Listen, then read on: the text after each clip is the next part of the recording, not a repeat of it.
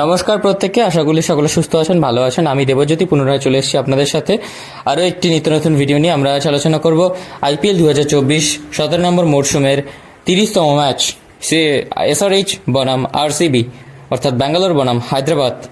কী হতে পারে সম্ভাব্য playing 11, head to head record, stats এবং মোর ডিটেলস সব কিছু নিয়ে আজ এই ভিডিওতে আলোচনা করব। তো চলুন ভিডিও শুরু করা যাক। Tata Indian Premier League 2024-17 edition, match number 30, Royal Challengers Bangalore বনাম সানরাইজার্স হায়দ্রাবাদ। কি হতে পারে দুটি দলের প্রবাবল প্লেইং 11, সম্ভাব্য একাদশ?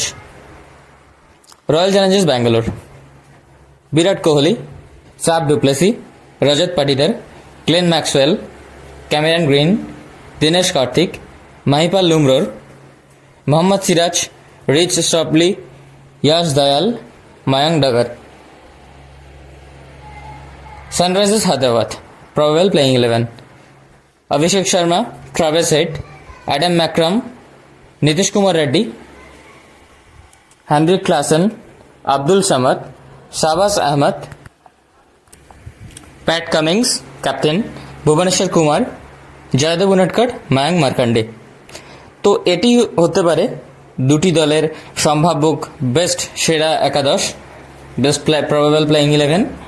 তো প্লেইং 11 নিয়ে যদি কিছু আলোচনা করি, তো প্রথমে এসআরএইচের দিকে আসি। এসআরএইচ অর্থাৎ সানরাইজার্স হায়দ্রাবাদের প্লেইং 11 একটি দুর্দান্ত কম্বিনেশন প্লাস টিম, অর্থাৎ ব্যাটিং ডিপার্টমেন্ট, বোলিং ডিপার্টমেন্ট সুন্দরভাবে একটা combination team, left right combination.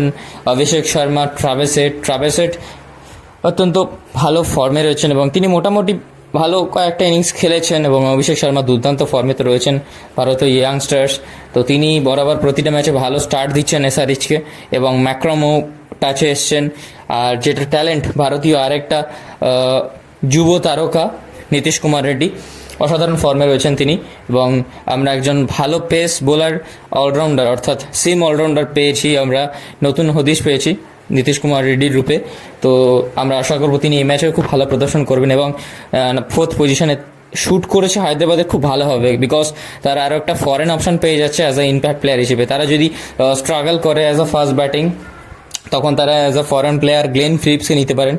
এবার যদি বোলিং ডিপার্টমেন্টে গিয়ে তাদের সমস্যা হয়, মনে হয় যে একটা ফরেন বোলারকে প্রয়োজন, তো সেক্ষেত্রে তারা কিন্তু মার্কো জ্যাকসন বসে আছেন, তাকেও কিন্তু নিতে পারেন। সো এক্ষেত্রে একটা দুর্দান্ত কম্বিনেশন, এবং আমরা দেখেছি শাহবাজকেও বাংলার প্লেয়ার, তিনি ভালো পারফরমেন্স করেছেন। আব্দুল সামাদ যে কটা ইনিংস পেয়েছেন সে কটা ইনিংসে খুব ভালো টাচ দিয়েছেন।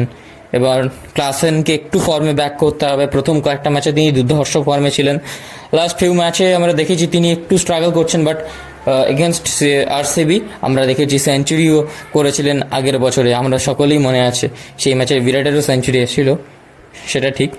তো এদিকে প্যাট কামিংস বোলিং ডিপার্টমেন্টে একটু এসআরএইচের উইক মনে হচ্ছে, কারণ ভুবনেশ্বর কুমারকে, যে ভুবনেশ্বরকে আমরা চিনি সেই ভুবনেশ্বরকে এখনও আমরা ঠিক দেখে উঠতে পারিনি। তো সেই ক্ষেত্রে নিউ বলে আরও সুইং, আরও মুভমেন্ট, আরও অ্যাটিটিউড ভুবনেশ্বর কুমারকে কিন্তু আনতে হবে। এবং জয়দেব উনাটকট যেহেতু রাইট হ্যান্ড ব্যাটসম্যান প্রচুর, আরসিবির টপ 6 রাইট হ্যান্ড ব্যাটসম্যান, তো সেক্ষেত্রে নতুন বলে জয়দেব উনাটকটও কিন্তু হায়দ্রাবাদের হয়ে কার্যকরী হতে পারেন। সেক্ষেত্রে বিরাটও স্ট্রাগল করেন একটু হলো লেফটি বোলারকে, যারা সুইং ভিতরে বলা নেই, অর্থাৎ ইন সুইং যারা রাইট হ্যান্ডেড ব্যাটসম্যানদের বিরুদ্ধে। সেক্ষেত্রে জয়দেব উনাটকটের ভূমিকা কিন্তু এই ম্যাচে একটা বিশাল থাকবে। এবং Mayank Markande as a spinner আমরা দেখেছি, বিরাট, ডুপ্লেসি সকলেই মোটামুটি স্পিনার্সকে একটু দেখে খেলবেন, তো সুতরাং মায়াঙ্ক মার্কান্ডেকে আমরা কিন্তু এই ম্যাচে দেখতে পারি।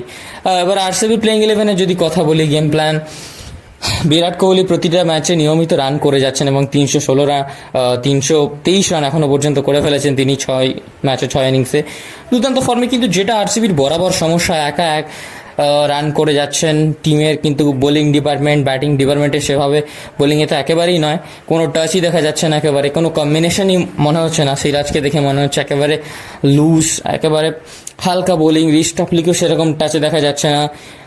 যদি একদিন ইয়াশ দয়াল ভালো বোলিং করে, কিন্তু বাকিদের হেল্প অর্থাৎ সাহায্য বা বাকিদের ভালো পারফরমেন্স আসছে না। তো সেক্ষেত্রে একেবারেই বোলিং ডিপার্টমেন্টটা মনে হচ্ছে আনকম্বিনেশন, আনকমফোর্টেবল, আনকনফিডেন্সলি খেলছে। তো সেই ক্ষেত্রে বোলিংটা আরও কনফিডেন্স দিতে হবে, আরও ভালো করে জাজ করতে হবে। তাদের নিজেদের ঘরোয়া মাঠে এতগুলো ম্যাচ হেরে গেলে চলবে না।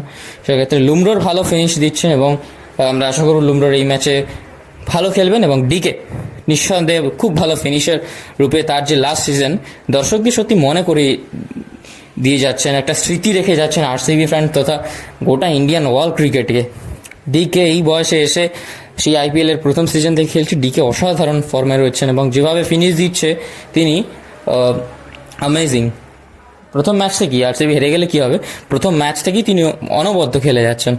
এবং ক্যামেরন গ্রিনকে 17 কোটি প্লাস দিয়ে এই অবস্থা সত্যি আশা করা যায় না।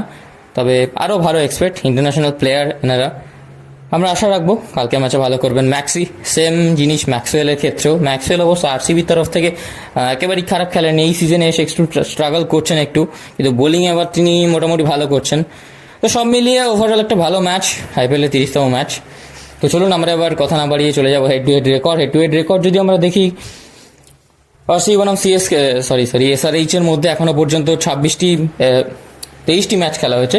23টি ম্যাচের মধ্যে 12টি ম্যাচ জিতেছে এসআরএইচ এবং আরসিবি জিতেছে 10টি ম্যাচ এবং একটি ম্যাচ অ্যাভান্ডেড, অর্থাৎ বৃষ্টির কারণে খেলা হয়নি। এবার আমরা যদি দেখে নিই এম চিন্নাস্বামী স্টেডিয়ামে, অর্থাৎ ব্যাঙ্গালোরের স্টেডিয়ামে, যেখানে কালকে ভেন্যু, তো সেখানে যদি আমরা হেড টু হেড দেখে নিই, এখনও পর্যন্ত আরসিবি এসআরএইচ এর মধ্যে মোট 8টি ম্যাচ খেলা হয়েছে সেখানে। তো 8টি ম্যাচে 6টা জিতেছে আরসিবি এবং 2টি জিতেছে কিন্তু এসআরএইচ। এবার আমরা কিছু গ্রাউন্ড ডিটেলস দেখে নিই। গ্রাউন্ড ডিটেলস অর্থাৎ কালকের ভেন্যু এম চিন্নাস্বামী স্টেডিয়াম বেঙ্গালুরুতে। তো এখানকার রেকর্ড যদি আমরা আইপিএল হিস্ট্রি দেখে নিই, এখনও পর্যন্ত ম্যাচ হয়েছে 91, অর্থাৎ 91টি ম্যাচ হয়েছে। তো সেখানে ব্যাটিং ফার্স্ট করে জিতেছে 38টি ম্যাচ এবং দ্বিতীয়ার্ধে ব্যাটিং করে জিতেছে টিম 49টি ম্যাচ এবং 4টে ম্যাচের রেজাল্ট এখনও পর্যন্ত আসেনি। এবার আমরা যদি দেখি নিই লাস্ট 10টি ম্যাচের, তো সেখানে ব্যাটিং প্রথমে করে টিম জিতেছে 5টি ম্যাচ এবং দ্বিতীয়ার্ধে ব্যাটিং করে জিতেছে 5টি ম্যাচ। এবার আমরা দেখিনি যদি অ্যাভারেজ স্কোর, এম চিন্নাস্বামীতে অ্যাভারেজ স্কোর 175 হচ্ছে অ্যাভারেজ স্কোর, অর্থাৎ গড় রান।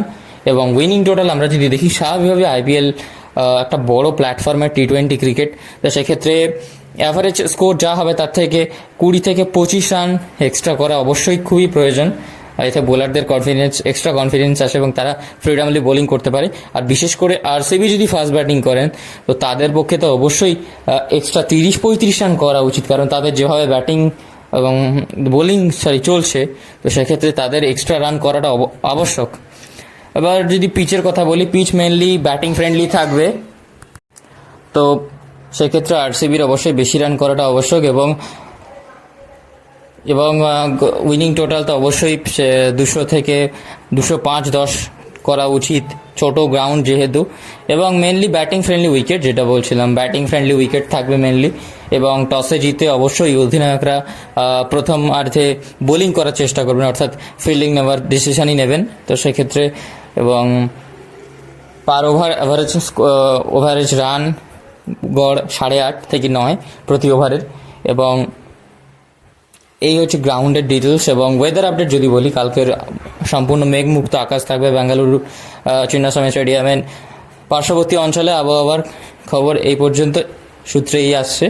এবার পিচ রিপোর্ট দিলাম ভেন্যু।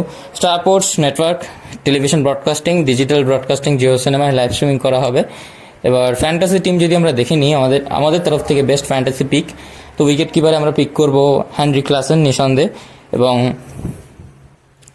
ব্যাটিং হিসেবে আমরা ট্রাভিস হেড, বিরাট কোহলি তো থাকবেনই, এবং তার পাশাপাশি তো এক্ষেত্রে এবং এরপরে Adam Markram as a batter থাকবে। তো সেক্ষেত্রে টিম হলো এরকম: Travis Head, Aiden Markram, Virat Kohli, Nitish Kumar Reddy, Dinesh Kartik, Henry Klaasen, এই হলো ব্যাটিং ও উইকেট কিপার। এরপর মোহাম্মদ সিরাজ, ভুবনেশ্বর কুমার, প্যাট কামিংস, মায়াঙ্ক মার্কান্ডে এবং ইয়াশ দয়াল যদি খেলেন তো তিনি থাকবেন দলে।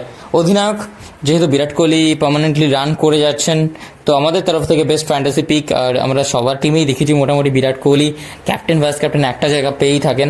তো সেক্ষেত্রে আমাদের তরফ থেকে ক্যাপ্টেন বিরাট কোহলি এবং ভাইস ক্যাপ্টেন আমাদের তরফ থেকে হেনরি ক্লাসেন, তিনিও আরসিবির বিরুদ্ধে খুব ভালো খেলেন। তো সেক্ষেত্রে দেখা যাক আমাদের তরফ থেকে বেস্ট ফ্যান্টাসি পিক এটাই।